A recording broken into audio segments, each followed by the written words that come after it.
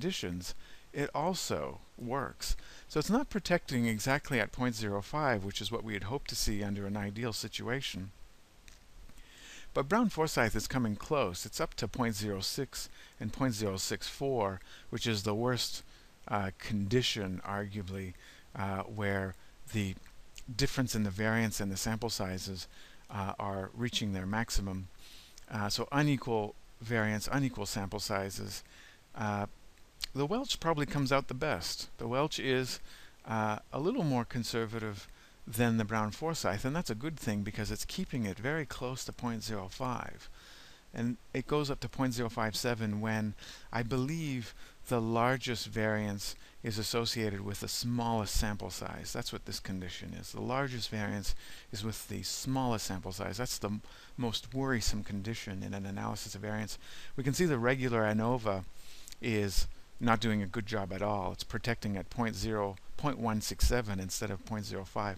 So ANOVA does not work when you have substantial differences in the variances, a difference of 6, a factor of 6, and unequal sample sizes of 3, a factor of 3. But the Welches and the Brown-Forsythe do a pretty good job.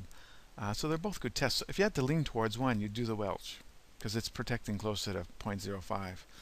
Now, in terms of power, there's probably a bit of a price paid there. We can see that in the next table, table 3, it's actually looking at power levels, which is rejecting the null hypothesis when you should.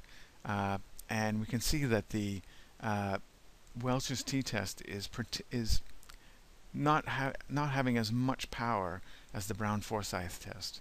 So Brown-Forsythe is more powerful, 0.664 instead of 0.637. So larger values are better here. It's more powerful. It's a good thing. So Brown-Forsythe is more powerful, and the flip side is that it doesn't protect quite as well as the Welch. So on balance, you're probably hedging your bets a bit by, you're not hedging your bets, you're making a bit of a sacrifice. If you use Welch, it's good, it's conservative a little bit, but so it's a little bit conservative in these cases, 0.049, 0.048. I don't know, it's which one you choose. Maybe Welch. I would probably, on balance, I'd probably use the Welch, but it's very close. You can use both, Brown-Forsythe and Welch.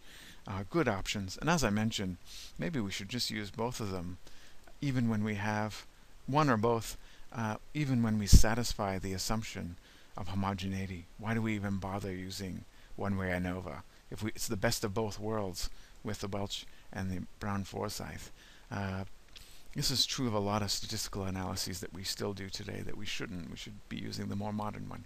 That's where I'll end this discussion, a demonstration of the statistic in SPSS, as well as a little demonstration of how these tests actually work and how they perform. They perform very well. Unfortunately, you can't actually do this test in SPSS when you have a factorial design. So if you have two independent variables, now it does exist. If you look in the literature, they have been developed. It's just that ANOVA doesn't do them. My hunch is that other programs don't do them either. It's very unfortunate that they don't. We should be using these tests. They should be made available. They're not that complicated. So it's a bit unfortunate that you can't do it. Now, what I have suggested in another video is if you would need to do a two-way ANOVA or factorial design ANOVA, and you have unequal variances and unequal sample sizes, there is a solution to that problem. It's not a very attractive solution to the problem, but it is a viable solution to the problem. And I'll give you a link as where you can check that out.